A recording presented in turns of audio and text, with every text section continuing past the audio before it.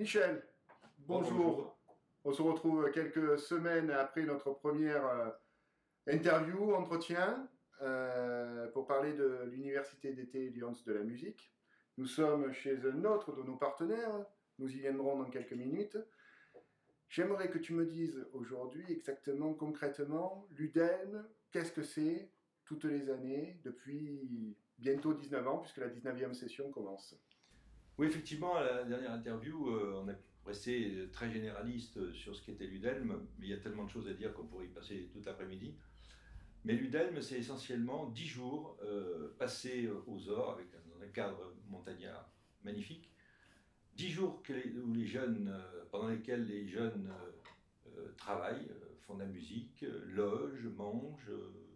Et une chose qui m'avait impressionné la première fois que j'y suis allé, c'est que quand on se promène dans l'hôtel où il réside, au fur et à mesure qu'on se déplace, on a des sons de piano par-ci, de violon par-là, de violoncelle par-là, qui viennent des différents studios qui sont aménagés à l'intérieur de l'hôtel. Et c'est très surprenant à vivre cette expérience. Alors, l'UDELM, pour les jeunes qui viennent, et les moins jeunes, c'est quoi exactement? C'est l'apprentissage de 10 disciplines différentes. Je les ai citées lors de notre dernière entrevue. 10 disciplines, dont la première, par ordre non alphabétique, mais disons, importance de l'instrument, c'est le piano. Sauf que le piano, lui, en plus, il a deux disciplines à lui tout seul, c'est-à-dire une discipline musique française, qui est dirigée par Nathalie Navé, bien sûr. Et puis une autre qui est une discipline musique russe, ouais. Qui est dirigée par Vassili Tcherbakov, qui est lui-même professeur au conservatoire Tchaïkovski à Moscou. Très bien. Et puis nous avons tout un tas d'autres professeurs de très haut niveau, que ce soit la trompette avec Nicolas Baronnier. Enfin, je ne vais pas tous les citer parce que sinon on va passer encore une fois beaucoup de temps. Ces masterclass permettent à nos jeunes d'apprendre à faire de la musique ensemble. Ils sont tous des musiciens, a priori, ils viennent des conservatoires, ou s'ils n'en viennent pas, ils vont y rentrer.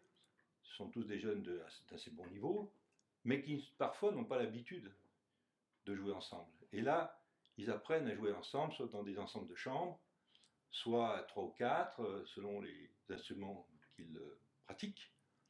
Et cet apprentissage, pour eux, est une grande découverte. Et en plus, apprendre à jouer ensemble, mais pas que. C'est apprendre à jouer ensemble devant un public.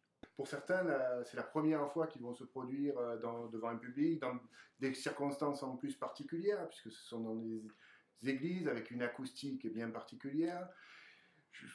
J'aimerais que tu me rappelles combien d'heures de répétition il y a pendant ce stage.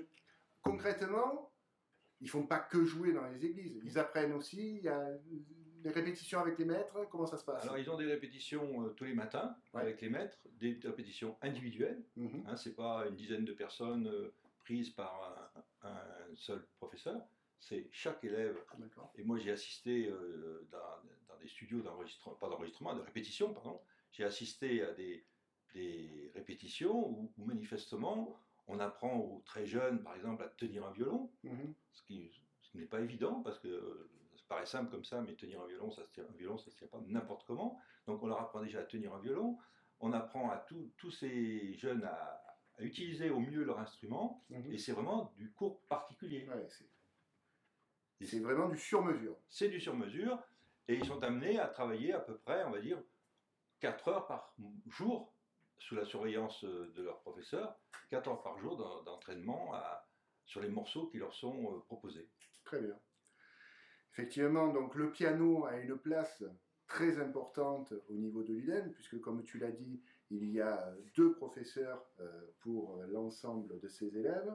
Et un de nos partenaires qui est avec nous aujourd'hui et chez qui nous nous rencontrons, qui est Gilles Ventalon, qui nous fournit nos pianos. Ah oui, depuis maintenant 4 ans. Maintenant 4 ans. Et moi, je dois dire, c'est un grand plaisir de participer à cette aventure parce que je vois des jeunes qui sont légers, je sais pas pourquoi, c'est l'adjectif qui va avec ces jeunes. Ils sont tous là en train de travailler d'une façon studieuse, agréable, dans la sérénité, et c'est léger. Bon, d'abord le cadre montagnard. Donc enfin, pour moi, en tant que prestataire, je trouve ça très beau, d'abord de voir tous ces jeunes qui s'entendent bien, donc qui parlent convenablement, ça fait plaisir aux oreilles. C'est un plaisir. Écoute. Et toi, tu te déplaces donc aux Ors avec combien d'instruments? Alors moi, je pars avec 8 pianos d'études, un piano droit concert qu'on met dans les églises, donc dans la vallée d'Embrun, et après deux pianos de concert qu'on met donc à l'hôtel, aux Ors, alors un qui est dans le réfectoire et un qui est dans la réception. Ouais. Ce qui est intéressant en plus, c'est qu'il y a une forme d'unité de lieu. Les élèves, Oui. Vous me corrigez, hein, monsieur, si je me trompe.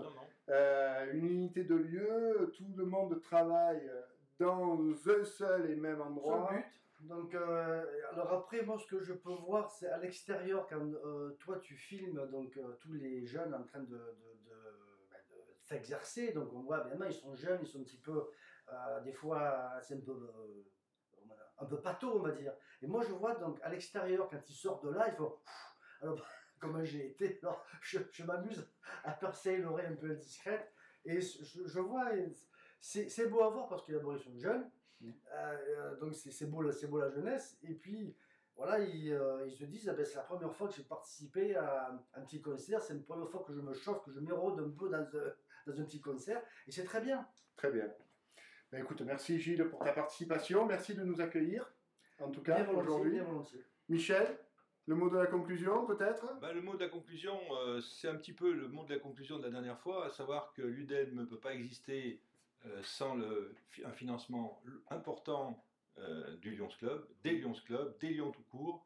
Et c'est vrai que l'appel qu'on a fait il y a quelque temps a semblé commencer à porter ses fruits, puisque nous avons pas mal de retours positifs de la part des clubs et des membres des clubs. Et j'espère que ça va continuer comme ça dans les semaines et les mois qui vont venir. Oui, juste rappeler peut-être que le financement de l'UDELM, de l'Université d'été Lions de la musique, est un financement des Lions. Absolument. Que ce stage a un coût.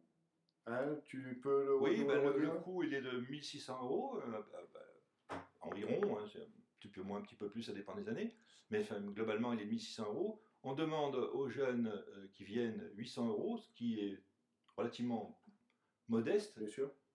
Tout à l'heure on nous rappelait qu'une colonie de vacances sans aucune autre prestation qu'un gardiennage un peu amélioré, c'est 800 €. Bien sûr. Alors que là, il y a quand même une prestation importante de la part des maîtres, de la part des professeurs, au niveau musical, qui est très lourde financièrement, hein, parce que c'est évidemment ces professeurs, même s'ils nous font des fleurs, entre guillemets, au niveau des tarifications, c'est quand même pas gratuit. On ne fait pas venir un Tchervakov de Moscou avec peu d'argent. Il faut quand même les payer, ce qui est logique vu la valeur qu'ils ont. Bien sûr.